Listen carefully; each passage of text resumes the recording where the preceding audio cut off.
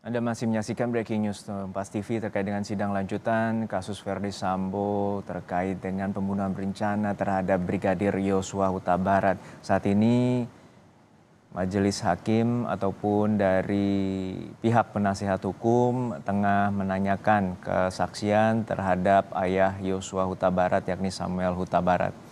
Dan sebelumnya sejumlah pertanyaan telah dilayangkan atau diajukan kepada pihak keluarga termasuk ibu dari Yosua Huta Barat. Dan dalam sidang ayah Yosua menjelaskan setelah pemakaman Yosua ada sekelompok orang yang ia sebut sebagai gerombolan. Sekelompok orang ini dinilai bersikap tidak sopan memasuki rumah duka tanpa permisi. Anak-anak beserta keponakan beserta adik ipar saya di sebelah beristirahat. Dengan cara tiba-tiba datang gerombolan ke ruang sebelah ke tempat adik-adik dengan keponakan ini secara tidak ada sopan santun begitu, meruduk masuk pakai sepatu, disuruh semua itu gorden ditutup. Ini siapa? Tidak boleh di sini orang lain, harus keluarga inti. HP tidak boleh dihidupi. Mohon maaf saya salah. Siapa yang berbuat seperti itu, Pak? Gorden ditutup, HP tidak boleh ini, kemudian masuk bergerombol. Siapa yang memimpin rombongan itu? Memimpin gerombolan itu saya Bu di ruang sebelah. Saya dengar begitu suara gemuruh, saya langsung mendatangi. Ini ada apa? Padahal adik saya rohani sudah pada marah-marah waktu itu. Kalian ini ada apa? Masuk ke rumah orang kok nggak ada tata krama.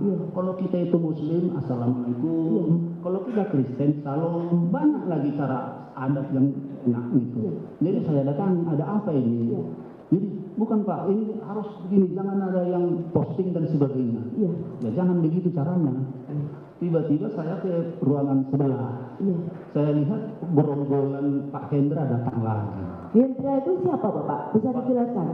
Brigjen Hendra. Hendra siapa namanya, Mas? Dari Propam itu Pak. Dari Propam? Iya. Hendra Kurniawan, betul? Ya, untuk menjelaskan kronologi katanya. Iya. Itu dari Propam Jambi atau Propam Mabes Polri? Mabes Polri. Propam Mabes Polri, Brigadir Jenderal itu? Iya. Bersama berapa orang Bapak yang dikatakan Bapak gerombolan tadi? Di luar itu sangat banyak Bu, campur yang pakaian sipil, pakaian dinas. Jadi yang jelas masuk ke ruang sebelah sama saya itu Hendra Kurniawan. Waktu itu saya lihat pangkatnya Brigjen itu. Pakai pakaian dinas Bapak? Pakai lengkap. Lengkap? Iya. Kemudian yang dikatakan Bapak gerombolan tadi itu sekompi atau 50 orang lebih atau berapa orang jumlahnya Pak?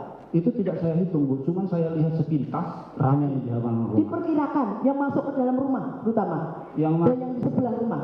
Yang di sebelah itu cukup ramai Bu, itu tidak ada yang buka sepatu. Polisi semua itu Pak? Berseragam semua? Menurut saya polisi, nggak mungkin sipil berani begitu. Polisi semua? Iya Pak.